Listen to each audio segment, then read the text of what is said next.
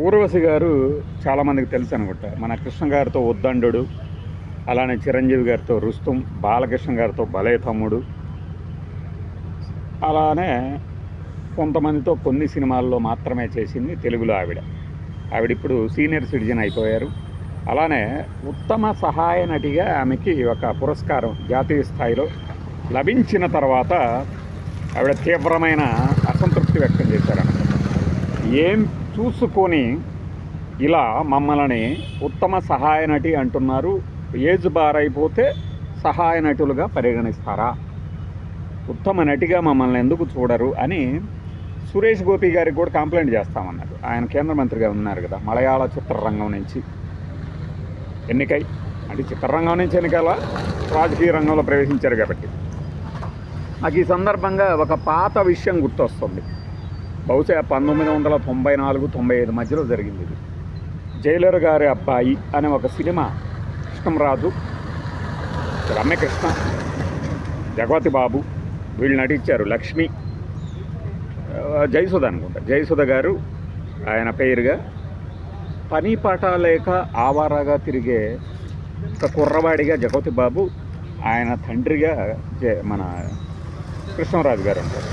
ఆయనకు కూడా ఈ సినిమాకి సంబంధించి, అంటే ఆ సినిమాకి సంబంధించి ఉత్తమ సహాయ నటుడిగా నంది అవార్డు ప్రకటించారు.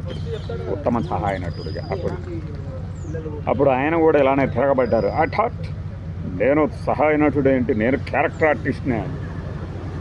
అది కొంత సబబే, కానీ మరికొంత సహాయ నటులు అంటే చిన్న చూప, సహాయ నటి లేదంటే క్యారెక్టర్ ఆర్టిస్ట్ అనే పదం వాళ్ళకి అంత తక్కువగా ఎందుకు అనిపించిందో నాకు అర్థం కాలేదు. కానీ కృష్ణ గారు చెలరేగిపోతున్న సమయంలో టీషర్ట్లు వేసుకొని సింహగర్జన అనే సినిమాలో ఇలా కోతి ఎక్స్ప్రెషన్లు ఇస్తూ కృష్ణరాజు గారు చేసిన ఆ హడావిడిని జనం పెద్దగా ఆదరించాల.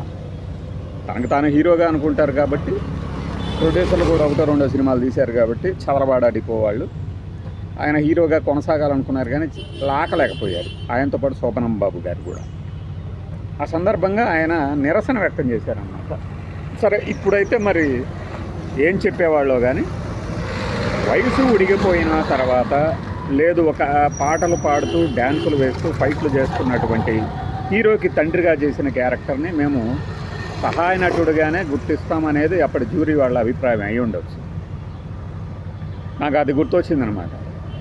నిజమే, ఇప్పుడు ఉత్తమ నటి అంటే హీరోయిన్, కథలో కీలకమైన పాత్ర పోషించిన వాళ్ళే కాకపోవచ్చు, మిగిలిన పాత్రలకు కూడా అంతే ప్రాధాన్యత ఉండొచ్చు. ఇప్పుడు ఒక సినిమా చూస్తే మనల్ని కట్టిపడేసే అభినయం మిగతా వాళ్ళు కూడా చేస్తారు. ఆ పాత్రకి హీరోయినా అనేది కాకపోతే వారి అభినయం మనం బాగా ఆకట్టుకుంటుంది. పెద్దరికం సినిమా ఉంది, అందులో భానుమతి గారు కానీ అన్నయ్య పెళ్ళయ్య కానీ వాళ్ళని సహాయ నటుల కేటగిరీలో చేర్చగలమా? వాళ్ళే ఆ సినిమాకి ఆయువు పట్టు. బట్ ఒక పాటలు, ఆ రొమాన్సు అవన్నీ ఉంటాయి కాబట్టి జగపతి బాబు గారిని అందులో హీరో అంటారు. బలరామకృష్ణంలో అయినా అంతే. బలరామకృష్ణంలో శోభన్ బాబు గారు హీరోనా? ఎస్, హీరోనే. సర్పయాగంలో హీరోనే. దోషి నిర్దోషిలో హీరోనా? ప్రధాన పాత్ర. ఈ మధ్య తారతమ్యం గుర్తించలేని వాళ్ళు ఏం చేస్తారంటే ఇలా వారికి అవార్డులు ప్రకటించి వారి అసంతృప్తికి ఆజ్యం పోసిన వాళ్ళు అవుతారు. మరి ఇప్పుడు ఊర్వశి గారు వ్యక్తం చేసినటువంటి ఆమె అసంతృప్తి ఎక్కడ దాకా వెళ్తుందో చూద్దాం. బాయ్.